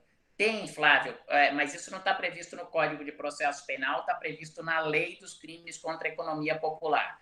Eu, particularmente, acho que esse recurso contra a absolvição ex officio na Lei dos Crimes contra a Saúde Pública não existe mais, porque, na verdade, ele era um recurso da absolvição, não da absolvição ao final do processo, mas de uma absolvição que era equivalente à absolvição sumária, porque a Lei de Crimes contra a Economia Popular previa um júri contra a economia popular. Mas há previsão, sim, de um recurso contra o arquivamento do inquérito, um recurso ex officio contra o arquivamento do inquérito no caso de crimes contra a economia popular e a saúde pública.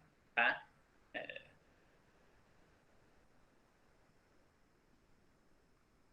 O José Carlos pergunta, não seria melhor o nome que adotaram no processo civil, o reexame necessário? Na verdade, José Carlos, para mim seria melhor acabar com essa situação. Né? Aí parece um pouquinho, né, mudar o rótulo e escrever saleiro no açucareiro para enganar a formiga, você entendeu? O importante é que a situação não exista. O Código de Processo Civil aí é um pouco de preciosismo acadêmico. Eu vou dizer que o recurso é o ato voluntário de impugnação. Bom, então, se eu tenho uma situação que não é voluntária, então não vou chamar de recurso, vou chamar de reexame necessário. Né?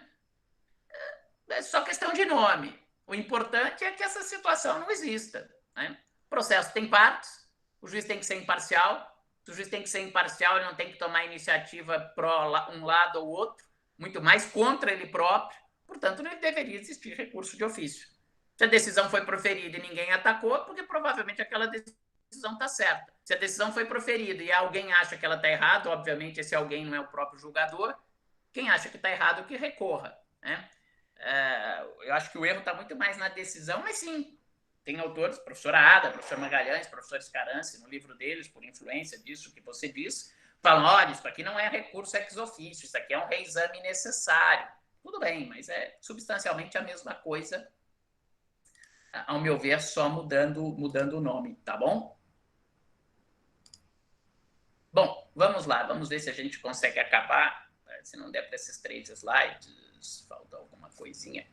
Bom, por fim, convalidação dos atos processuais. Obviamente, quando nós falamos em convalidação dos atos processuais, nós estamos falando em tornar válido algo que estava viciado. Né? Tecnicamente, a convalidação seria tornar o próprio ato que não era válido num ato válido. A convalidação não deveria se confundir, né, com a substituição de um ato por outro. Né? Vou dar um exemplo, talvez fique mais claro. Eu falo o seguinte, eu tenho um vício da citação. A citação, portanto, é nula. Nós estudamos. O réu está preso na mesma unidade da federação e é citado por edital, né? Ou o réu não foi procurado em todos os seus endereços constantes dos autos e é citado por edital. Estes são exemplos de nulidades de citação. Aí o código vai lá e fala o seguinte: o comparecimento espontâneo do réu ao processo, artigo 570, sana ou convalida o vício da citação. Bom, não é que sana ou convalida, aquela citação era nula e continua nula. Mas a finalidade da citação é que o réu soubesse que existe um processo e venha se defender. Este segundo ato, que é dele chegar lá para o juiz e falar: que história é essa? Existe um processo? Ah, existe sim, está aqui. Não é que eu sanei. Aquilo estava viciado e continua viciado. Simplesmente eu não preciso fazer uma nova citação, porque já há um segundo ato que atingiu a finalidade daquele primeiro ato, né, viciado. Também não é sanatória, e isso é importante entender, até porque nós vamos falar lá na frente, eu coloco como fator de convalidação, né, porque a doutrina assim o coloca, mas ao meu ver não é convalidar, é simplesmente eu não ter mais meios para alegar aquela nulidade. Que era viciado, continua viciado. Sanar quer dizer tornar são o que estava doente, né? Seria quase como eu falar o seguinte: o cadáver sarou. Bom, por que sarou? Porque agora ele não está mais doente. Olha, morreu, eu não convalidei a morte. Então vamos lá. Nós já vimos, eu já falei para vocês várias vezes que eu não tenho revisão criminal quanto ao trânsito em julgado de absolvições. Que eu só tenho revisão criminal quanto ao trânsito em julgado de condenações, tá certo? Se o juiz for irmão de uma das partes, ele atuar nesse processo, isso é nulo ou é válido? É nulo. Tanto é nulo o processo em que o juiz condena o seu irmão, quanto é nulo o processo em que o juiz absolve o seu irmão. Os dois casos são de nulidade, estamos de acordo?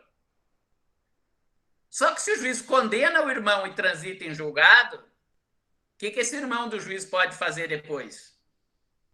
Propor uma revisão criminal para alegar o vício dessa sentença condenatória.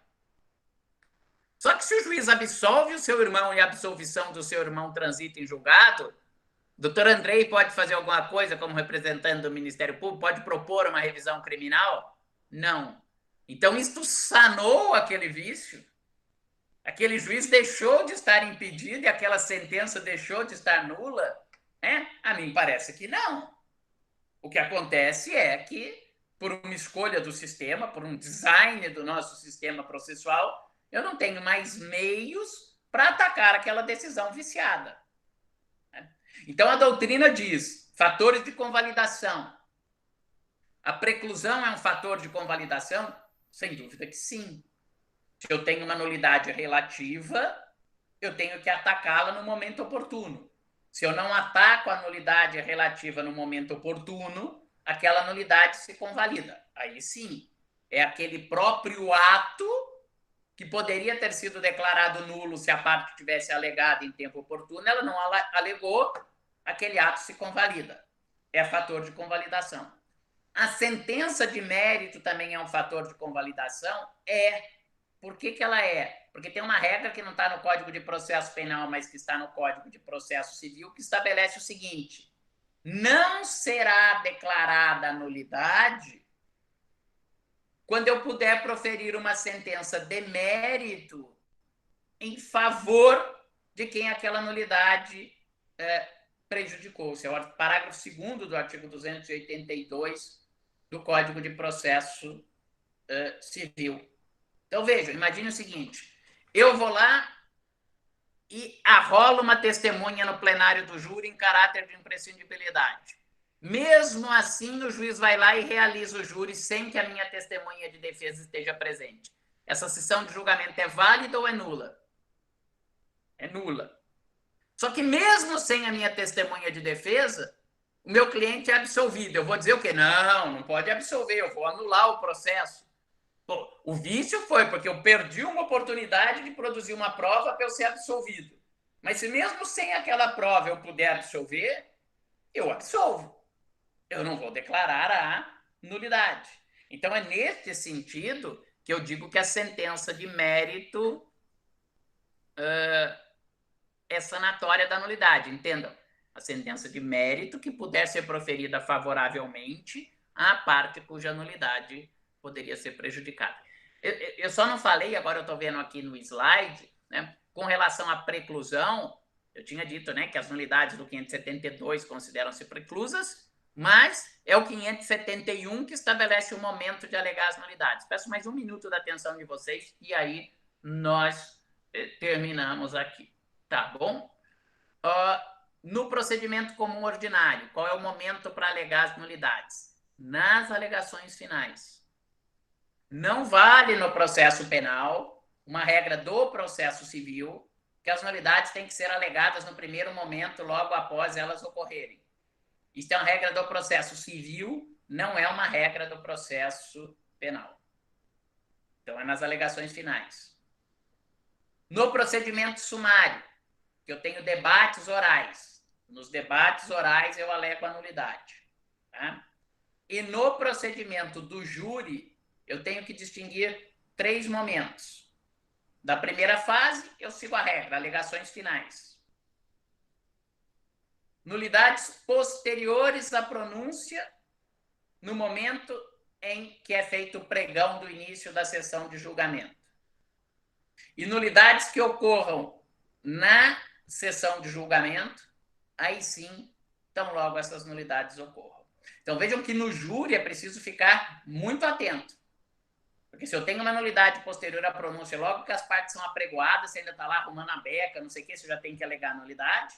E se ocorrer uma nulidade nos debates, durante a sessão, aí tem que ser logo depois que essa nulidade ocorrer, que eu vou alegar essa nulidade. Mas, repito, pela lógica do código, sanar a nulidade pela preclusão, porque eu não aleguei no momento oportuno, seria só para as nulidades relativas. Né? As nulidades absolutas são insanáveis, eu poderia alegar a qualquer momento. Qual que é a dificuldade? É que, na prática, hoje em dia, os tribunais acabaram relativizando todas as nulidades. Eu falo isso, hoje tá bom que o Andrei está aqui e me ajuda. Andrei, qual nulidade que você diz hoje no processo penal que você fala assim, com segurança, isso é uma nulidade absoluta que eu posso alegar a qualquer momento, eu tenho certeza que os tribunais declaram? Nenhuma. Nenhuma, né?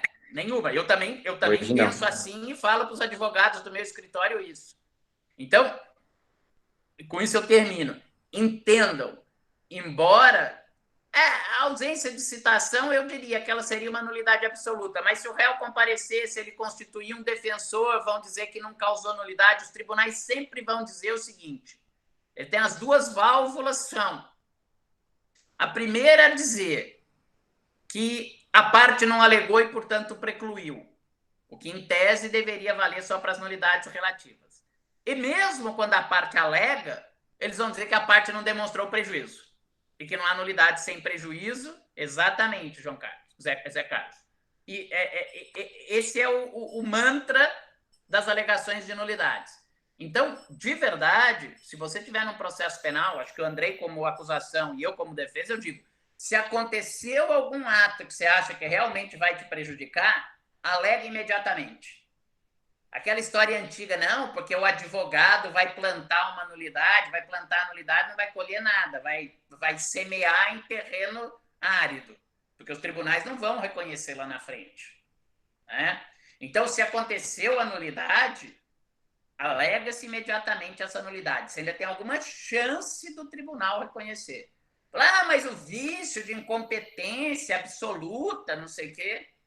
Estou com um caso agora brigando, caso de júri. Toda acusação é que era uma organização criminosa acusada de matar, desafeto, não sei o quê, júri, e tudo foi feito numa vara de crime organizado e não na vara de júri. A mim parece o caso mais claro de conexão com crime doloso contra a vida. Já está no STJ. Perdi para o juiz de primeiro grau, perdi no tribunal local, está no STJ, perdi a liminar. Por quê? Porque se o caso é feio, se eu não sei o que é esquisito, os tribunais dão um jeito de não reconhecer a nulidade. Então, melhor dica prática.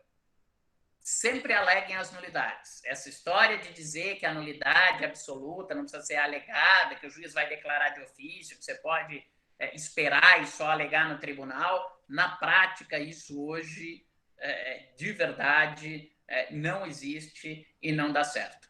Talvez nós tenhamos... Gustavo, desculpa te interromper, não, eles até punharam uma expressão, né? Nulidade de algibeira. Você fica guardando. O STJ tinha usado muito essa expressão, né? Que fica guardando na manga para... Isso, exato. Efeito, né? Mas que antigamente dava certo. Né? Antigamente dava certo. Né? Hoje os tribunais perceberam e é uma forma de punir, e aí dificilmente isso é em relação ao Ministério Público, né? Porque o Ministério Público não vai ter interesse em guardar a nulidade, porque se prescreve. Né? O Ministério Público vai ter a responsabilidade de, como fiscal da lei, não perceber que um ato está sendo praticado de forma errada e não falar, juiz, ó, não dá para praticar assim, senão depois vão anular lá na frente. Mas a defesa tinha muito disso, de ficar guardando nulidade para alegar lá na frente. Isso hoje não dá mais certo, não ocorre. Talvez a jurisprudência deveria chegar num ponto de equilíbrio, né? Perceber que há vícios que sim, que comprometem a qualidade da prestação jurisdicional, e aí, eventualmente, mesmo que não seja alegado, né? Imagina eu tiver um processo que é, sei lá, crime doloso contra a vida e é julgado por um juiz singular. Talvez isso a jurisprudência teria que dizer, olha, mesmo que a parte não alegou, é regra constitucional, eu teria que declarar nulidade. O prejuízo é evidente, etc. Mas hoje a prática tem sido não reconhecer essas nulidades. Tá bom? Fica faltando só o último slide, nós já avançamos bastante, mas era só os meios para alegar, depois eu falo isso. E isso, semana que vem é prova, tá bom, Gustavo? Então, na prova caem essas nossas duas primeiras matérias, sentença e coisa julgada e nulidades, tá bom? Então, turmas 11 e 12. Em princípio, eu tinha combinado com as turmas, até porque tinha alguns alunos, se não me engano, 4 ou 5 alunos das turmas 11 e 12, que tinham outra disciplina nesse horário. Então, eu tinha combinado com esses alunos para... eu vou disponibilizar, eu esqueci, Ana Carolina, eu vi que da aula passada eu não disponibilizei, eu vou colocar a gravação, sim. Eu tinha combinado com os alunos das turmas 11 e 12 que para a prova a gente faria no horário de aula. Tudo bem? Então, a gente faz cada turma no seu horário respectivo. Eu peço que vocês mandem a prova pelo Moodle.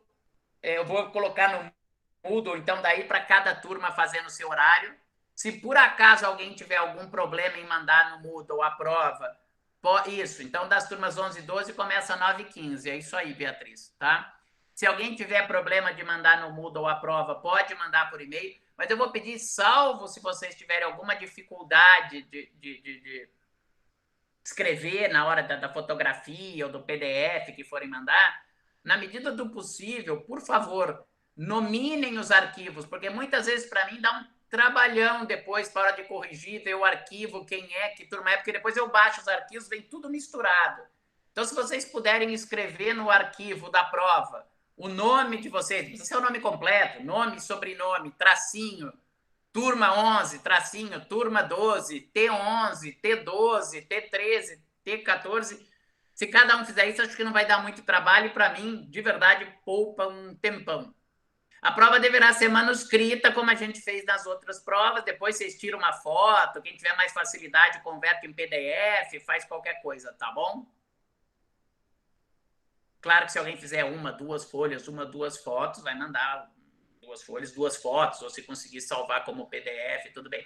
Sim, Flávio, eu vou deixar no Moodle, por exemplo, a prova que era para terminar às 9, eu deixo até 9h15, depois a outra que começa às 9h15 era para terminar até às 11, eu deixo enviar até às 11h15, assim, justamente para vocês terem tempo sossegado para salvar, nominar o arquivo e depois enviar pelo Moodle. E se por acaso alguém tiver algum problema no Moodle, conexão, etc., tiver com dificuldade, pode mandar daí para o meu e-mail, gustavobadaró@usp.br, tá bom? Dentro do horário, se mandar no meu e-mail. Se puder mandar no Moodle, para mim é melhor, fica mais fácil de achar as provas, tudo. Mas se tiver problema, aí manda no meu e-mail. Ok? Eu já vou colocar as aulas, já vou salvar as aulas para vocês agora. Tá bom? Boa semana para todos, bons estudos. Qualquer dúvida, vocês me escrevam. E a Júlia, se quiser ficar na sala para a gente falar essa questão do julgamento virtual que ela tinha me perguntado, eu fico à disposição. Tá bom, Júlia? Obrigado. Boa semana para... Oi, Andrei. Tem a reunião agora às 10, você está sabendo, né? Da comissão de abertura. Não. Sabe a comissão que a gente está de lavagem? É agora às 10 da manhã. Eu vi que você não confirmou presença. Eles mandaram lá, e às 10 da manhã vai ser com o Rodrigo Maia. Eu não sei se você quer participar, eu tô te falando porque eu não vi você confirmando, eu não sabia se você podia, mas é hoje às 10 da manhã. Obrigado por avisar, eu vou entrar, vou participar, cara. Eu não estava nem sabendo, você uns dias tão malucos, tão corridos aqui, cheio de coisa, mas eu vou participar, sim. Eu vou te mandar o link, eles mandaram ontem o link, eu acho que é pela Zoom. Tá bom. O pessoal confirmou lá, mas eu acho que não tem problema nenhum. Eu vou te mandar agora o link. Tá bom. Eu só não fiquei na dúvida se você tinha visto. Imaginei que você não tivesse visto, então. Obrigadão. Obrigado. Até mais.